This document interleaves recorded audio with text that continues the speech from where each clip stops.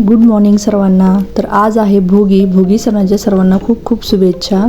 तर ही पहा अशी झाली आमची सकाळ। आयुष झोपेतून उठला आहे। 15-20 मिनटं त्याचा असाच टाइमपास असतो। सकाळचे 6 वाजले आहेत। अंधारच आहे पहा बाहेर।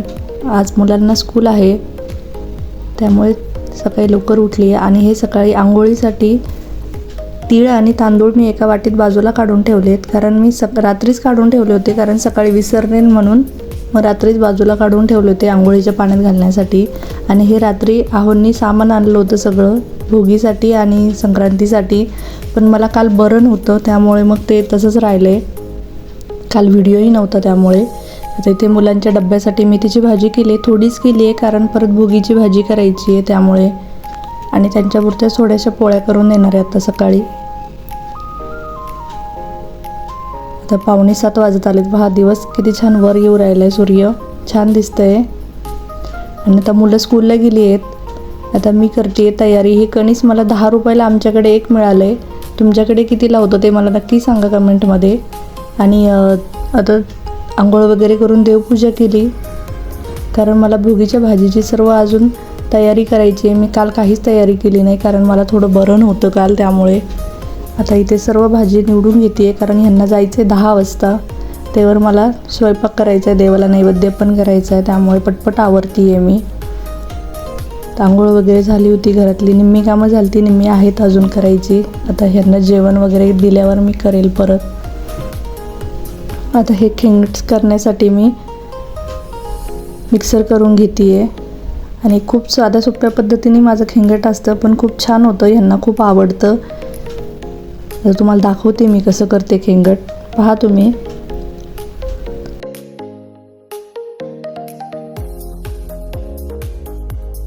आणि आता जिरे मोहरी घातली आहे तेल गरम झाल्यानंतर। आणि हे खोबरं, आलं, लसूण आणि कोथिंबिरीचं वाटण आहे फक्त, ते टाकले मी।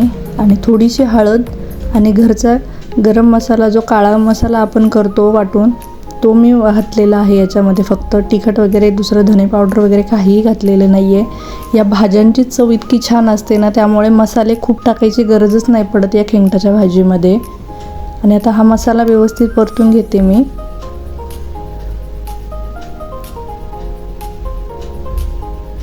आणि आता टोमॅटो टाकले मी, अर्धच टाकले। आणि मीठ टाकून घेतले थोडं। आणि आता हा तीळ बारीक करून ठेवले होते मी, ते टाकले आहेत मी। दाण्याचं कूट नंतर घालणार आहे। आता या भाज्या टाकल्या आहेत सर्व मिक्स, आपण ज्या टाकतो। प्रत्येकाकडे वेगवेगळी पद्धत असते, आमच्याकडे अशा पद्धतीने करतात। आणि कुठल्याही पद्धतीने केली तरी ही भाजी छानच लागते। आता थोडेसे तीळ टाकले अख्खे मी। आणि गरम पाणी घातलं आहे, कारण भाकरीबरोबर खाण्यासाठी थोडीशी रस्सा भाजी छान लागते। तर भाजी उकळून देते आणि दुसऱ्या गॅसवर मी त्यावर भाकरी करून घेते, कारण आहोंना जायचं आहे 10 वाजता, त्यावर सगळं आवरायचं आहे। आता चालू होती माझी तयारी पटपट पटपट।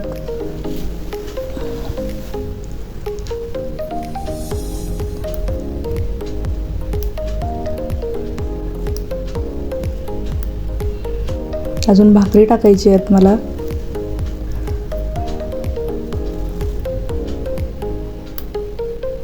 आता तीळ लावून भाकरी करून घेते मी पटपट।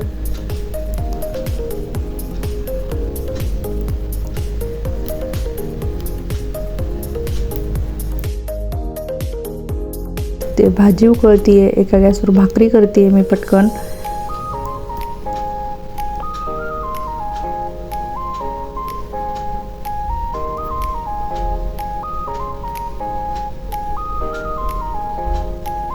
आणि आज भोगी सणाच्या तुम्हा सर्वांना माझ्याकडून खूप खूप हार्दिक शुभेच्छा।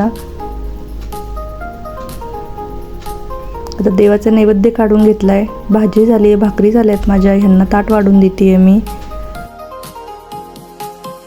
आता आहोंचं ताट दिलं करून, बाकीची कामं करून घेतली घरातली। 12:30-1 वाजत आले होते। आता जेवून घेते मी, कारण मला आयुषला आणायला जायचं आहे 2 वाजता स्कूलमधून। आता आयुषला घेऊन आलते मी। आणि आता हे उद्या एकादश आहे, देवाला पुरणपोळीचं नैवेद्य चालणार नाही, त्यामुळे मग हे मी तिळगुळाचे लाडू करून ठेवले आहेत। देवासाठी उद्या नैवेद्याला. आणि याची रेसिपी पण मी आपल्या चॅनलवर अपलोड केलेली आहे, लिंक मी खाली डिस्क्रिप्शन बॉक्समध्ये देईल, तुम्ही नक्की जाऊन पहा. लाडू खूप छान झाले आहे, नक्की ट्राय करा तुम्ही. आणि आता संध्याकाळी खण आणायला गेले होते, कारण काल भेटले नव्हते मला, आज आली आता इथे.